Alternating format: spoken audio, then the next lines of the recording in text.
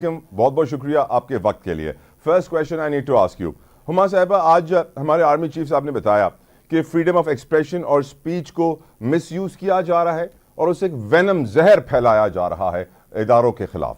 अब मेरा सवाल ये है कि इस जहर को रोकने के लिए हुमा साहिबा हमने देखा कि ट्विटर यानी एक्स को बंद कर दिया गया और फिर सारे हुकूमती इदारों ने, हुकूमती शख्सियात ने VPN डाउनलोड किया और हर रोज़ वो उस ट्विटर और एक्स के ऊपर, जिसको वो नेशनल सिक्योरिटी के थ्रेट कहते हैं, उसको इस्तेमाल भी करते हैं, उस पर अपनी ऑफिशियल इंफॉर्मेशन शेयर भी करते हैं।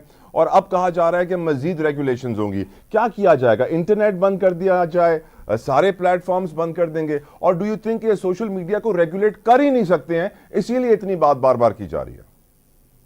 देखिए, इस बात में तो कोई दो राय नहीं है कि we live in a state जहाँ पे बहुत सारे नई इस्तेलाहत आ गई हैं।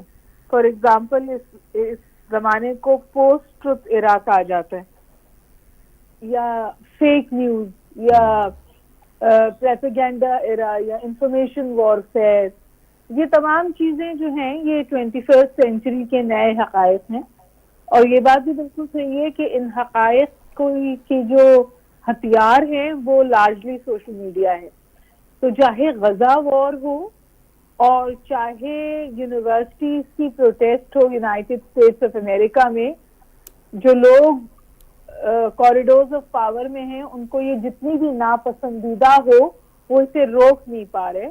और इसीलिए आज हम कहते हैं कि हो सकता है इजराइल ने जमीन पर बहुत सारी तबाही फैलाई हो लेकिन वो PR वॉर हार गया है। इस तरह जितनी भी कोशिश कर लें, जो 70 लोगों से एक प्रोटेस्ट शुरू हुई थी US की एक यूनिवर्सिटी में, अब इस वक्त 35 यूनिवर्सिटीज में है और यूरोप में है और ऑस्ट्रेलिया में है। यानी आप हमें ये समझा रही हैं कि जो काम अमेरिका इजराइल नहीं कर सका वो हम कैसे करेंगे? मैं आपसे ये कह रही हूँ कि जो 21वीं सदी है उसके हमले के हथियार भी मुख्तलिफ हैं और दिफा के हथियार भी मुख्तलिफ हैं। और अगर 80 की दिहाई की स्ट्रैटेजीज इस्तेमाल की जाएंगी तो कामयाब नहीं होंगी, जो आपने अपने इंट्रो में कहा था। ये बताइए हुमा साहिबा, आज हमारे वजीर आजम शहबाज शरीफ साहब कहते हैं कि महंगाई यानी इन्फ्लेशन की शरह 17% पे आ गई है, मईशत में बेहतरी के आसार नजर आ रहे हैं, महंगाई कम हो गई है।